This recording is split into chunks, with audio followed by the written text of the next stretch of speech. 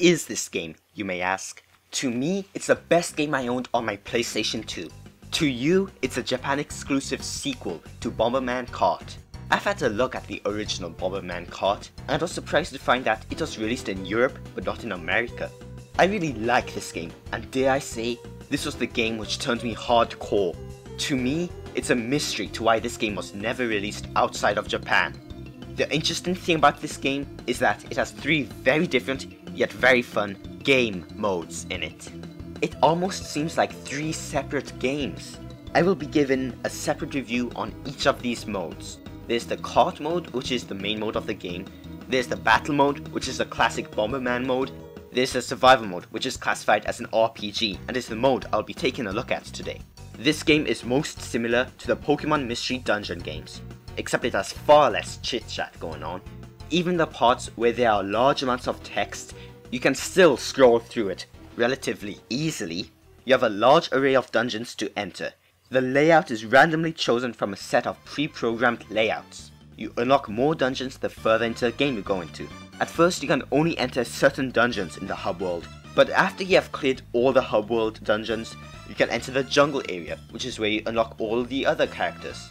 I always stick to the default white bomber. As for attacks, there's the usual bomb, a short range attack, and a long range attack. I usually stick to the long range attack, but there are some situations where the short range attack is more useful, mainly because the short range attack is more powerful than the long range attack. My weapon of choice is the round boomerang, as it can get enemies around corners, and if you get good at it, you can attack enemies in front of you with ease. Whenever you get to the end of a dungeon, you encounter the boss. The bosses are a sign of how good and how bad this game is. The first 4 bosses are all really creative. However, I found that after boss number 4, the bosses become easier, and they also start to become less imaginative. Boss number 4, aka Dark Rose, is easily the toughest boss due to how quick she is and how much damage her attacks do. You actually need to go out of your way to look for the potion belt item, which lets you use potions. Duh. Potions are items which let you fully recover your health whenever you hit the triangle button. You can sometimes find them in treasure chests as well, so I'm always so thankful whenever I find one in a chest after accidentally hitting the triangle button. The attack button is the circle button, so this is a constant issue for me. In order to get new items, you need to talk to this Santa looking guy every once in a while. Let me tell you now, the only 2 items of importance are the potions and the burn shield. There are a few other items which increase your defense and your speed, stuff like that, but you don't really need them. Talking to the Santa looking guy allows you to find the items in these red chests. Using the items you find in the red chests, you need to go to another store and pay a fee so that these items can actually become usable. The yellow chests meanwhile just contain money, the blue life up items plus potions, and the green chests contain power-ups and power-downs. There's also the rare pink chest, which causes a huge explosion, so you really don't need to open it. The burn shield item lets you become invulnerable, and also damage all enemies, using a, well, fire shield. It breaks dungeons as this allows you to ignore hordes of enemies. Bosses meanwhile, actually regular shields are good enough for them. The burn shield is only really good for ignoring enemies, not for damaging them. As a shield, it also doesn't do a good job of protecting you, as it gets disabled as soon as you hit a wall. It also doesn't have good control as it forces you to move in a straight line. It's possible to perfect shield with the burn shield, but it's much easier done with a regular shield. A perfect shield is when you activate your shield at the last moment, which results in your enemy projectiles being reflected back at them. You can do it in Super Smash Bros. Melee, I know. I think you can't do it in Brawl, and I'm not sure about the N64 version. As is the norm with perfect shields, it comes with a risk as doing it successfully results in a massive damage to enemies, while activating the shield too late will result in you being damaged. It usually isn't a big deal, but with Dark Rose, she uses nothing but projectiles, some of them homing as well, so a failed perfect shield will cost you a lot. Thankfully, this game allows you to switch weapons in the middle of dungeons, so you can use the shields whenever the situation is appropriate. The first boss in the game is nothing more than a mere toy, as he shoots bullets in 4 directions, and only a few hits should defeat him.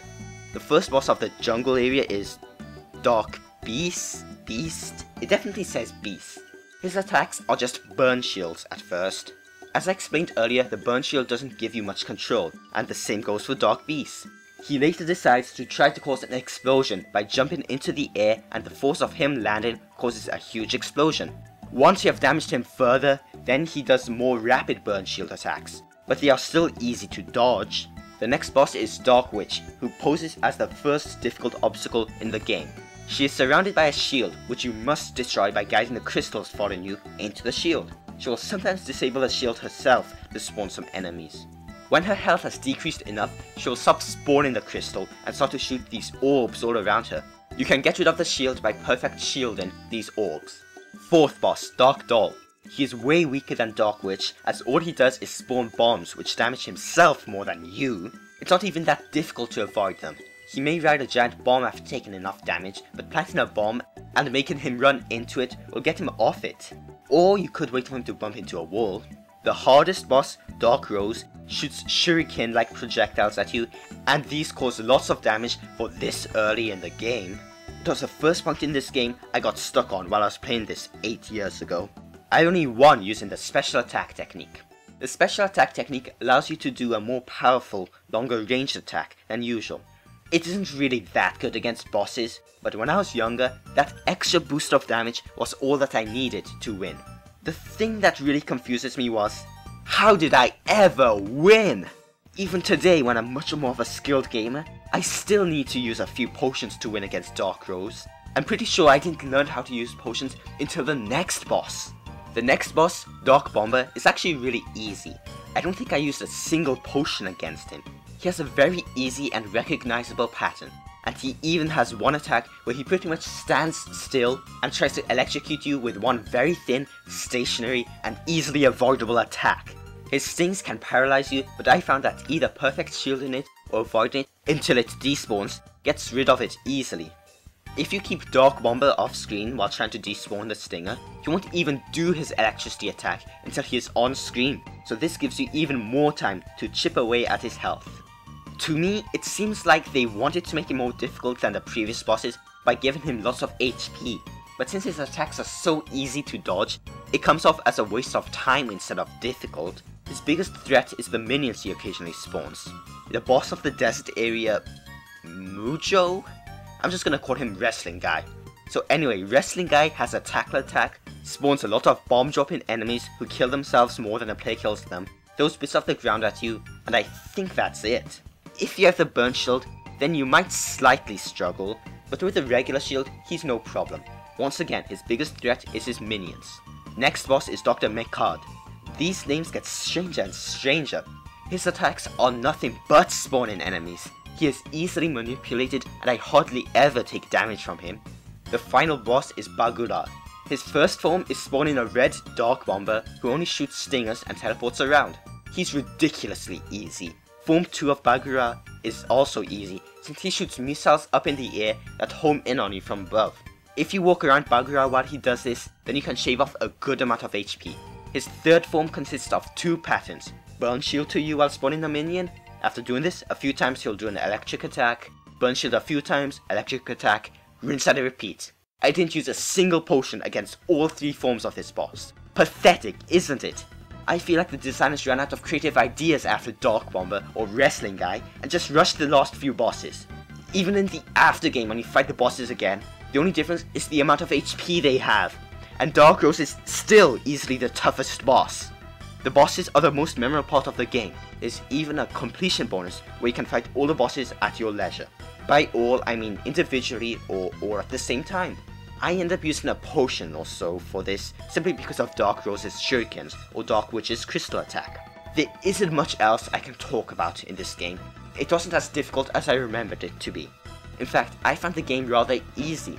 Keep in mind that this is supposed to be a sub-game, so I'm supposed to breeze through it. Nevertheless, it's still a very good sub-game. The first 5 bosses are fun and unique, and the later dungeons start to provide a slightly harder challenge.